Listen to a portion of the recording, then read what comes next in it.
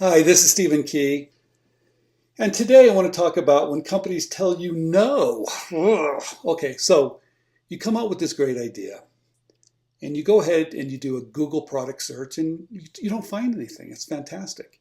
You do a prior art search, and guess what? You've got a new idea, so you're pretty excited about it. You go ahead and you file a provisional patent application, gives you a little bit of protection.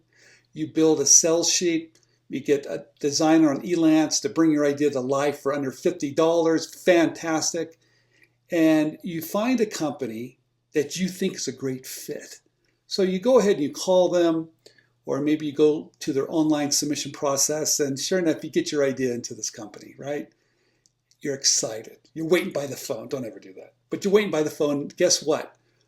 This call comes in, or you get an email that says, hey, we're not interested. And you're like, wait a minute, this is like a fantastic fit. What just happened?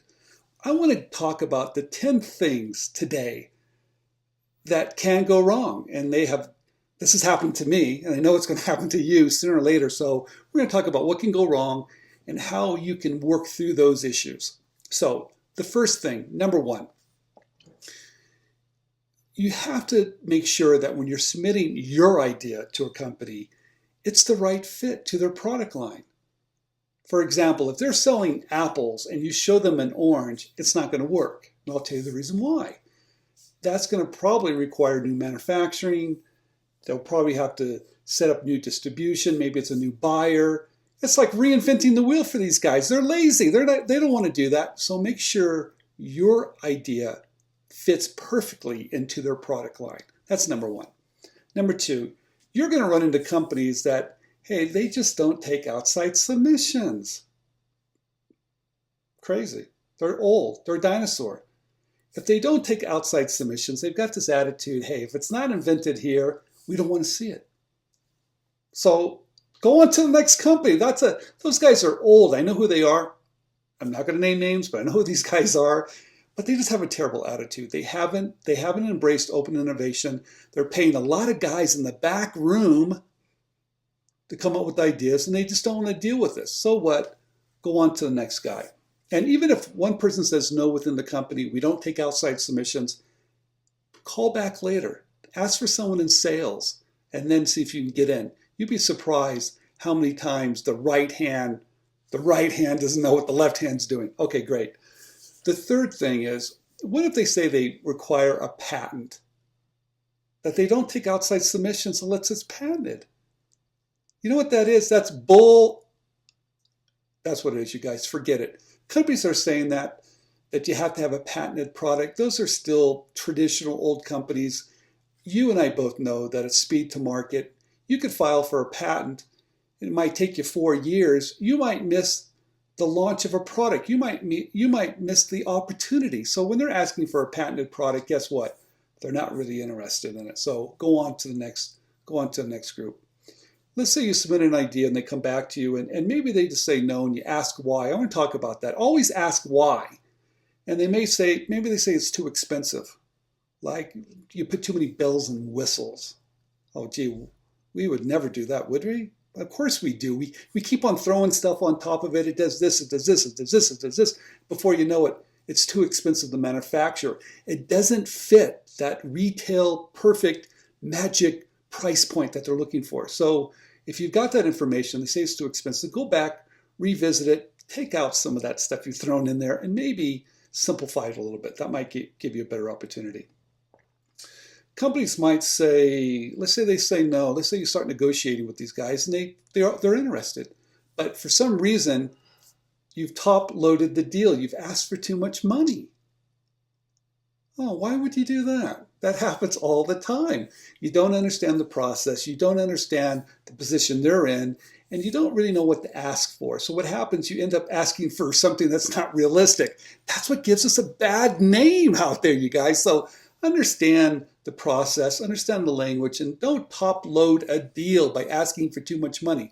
There is another strategy I'll talk about later, how to get a company to say yes every single time. But please, that's what happens a lot of times. We top load deals. You guys, some ideas that just can't be manufactured.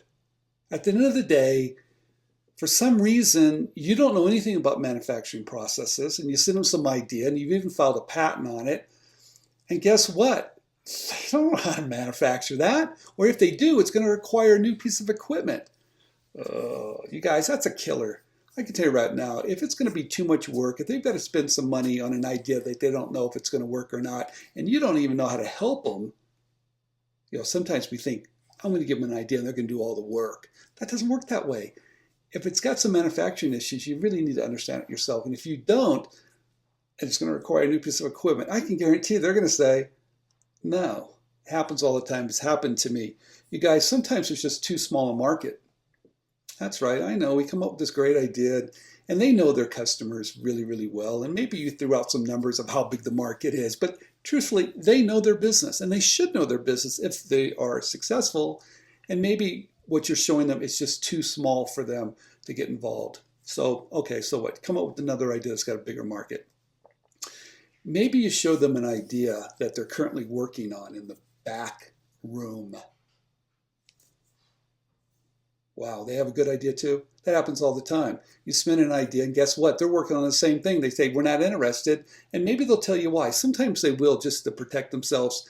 So you cannot let those ideas sit around for too long. You got to get out there, and you got to show them to those companies, because sooner or later, they're going to come up with a good idea too. Okay, fantastic. You guys, let's see what else we can come up with. Maybe your idea is just too close to a new product that they just launched. So imagine that. They've gone to all this trouble, spent a year developing it, they market and everything else, and you show them an idea that's even better, but it doesn't really matter because they just launched one. The timing's wrong. So they're going to say, no, it's going to cannibalize what we just did. We've done all this work, so no, go away. That happens too. There's another, let me see, I'm looking over my notes here. There might be a couple other things I might have missed, but you guys, the bottom line is this. If you're dealing with really big companies, and sometimes we do this, and if there's a really, there's only 2 or 3 of these guys, they don't look at outside innovation. They don't have to because they've already owned the market share. So that's another reason too. But I think I've given you over 10 reasons why. The point is this. Even if they say no, you still won. Let me see if I can repeat that. Even though they said no, you have still won. And I'll tell you the reason why.